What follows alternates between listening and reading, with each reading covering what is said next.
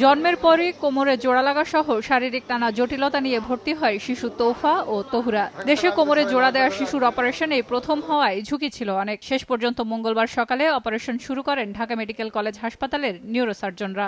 Operation থিয়েটারে যখন অস্ত্রোপচার চলছিল, বাইরে তখন সুখবরের জন্য সবার অস্থির অপেক্ষা। আল্লাহ দেয়, কোনো সমস্যা না হয়, অনেক কষ্ট করতে। সকাল ৮টায় শুরু হয় অপারেশন, চলে ৬ ঘন্টা। প্রথম ধাপের এই অস্ত্রোপচার সফল হলেও পুরোপুরি সুস্থ হতে শিশু তৌফা ও তহুরার আরও বেশ কয়েকটি অপারেশনের প্রয়োজন হতে পারে। অপারেশনের মূল যে বিষয়টা ছিল সেটা হলো বাচ্চা দুটোকে পৃথকীকরণ।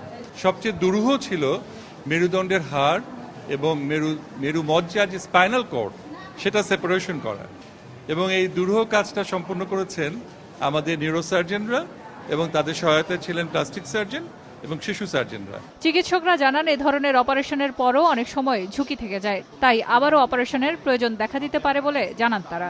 মেরুদণ্ড সেপারেট করা একটা চ্যালেঞ্জ ছিল, এই কাজটুকু সম্পন্ন হয়ে গেছে। প্রথম সমস্যাটা ছিল আমাদের অ্যানেস্থেসিয়া, দুটো বাচ্চাকে অ্যানেস্থেসিয়া দেওয়ার, সেটা আমরা সফলভাবে হয়েছে। স্পাইনাল কর্ডের পার্টটা দুটো কমন ছিল আর কি, সেগুলো আমরা আলাদা করতে হয়েছে। আমরা আবার দুটো টেবিলে যাব। এখন আমরা স্পাইনাল কর্ডের যে পার্টটা আমরা করছি, পার্টলি করছি, যেহেতু এখন অস্থিমজ্জার যে পানি যেটা সিএসএফ, সেটা যেন লিক না হয়, সেটা বন্ধ করব। শেষ পর্যন্ত সুস্থ হয়ে স্বাভাবিক জীবনে ফিরবে এই দুই শিশু, এমনটাই প্রত্যাশা সবার। সেলিয়া সুলতানা, সময় সংবাদ, ঢাকা।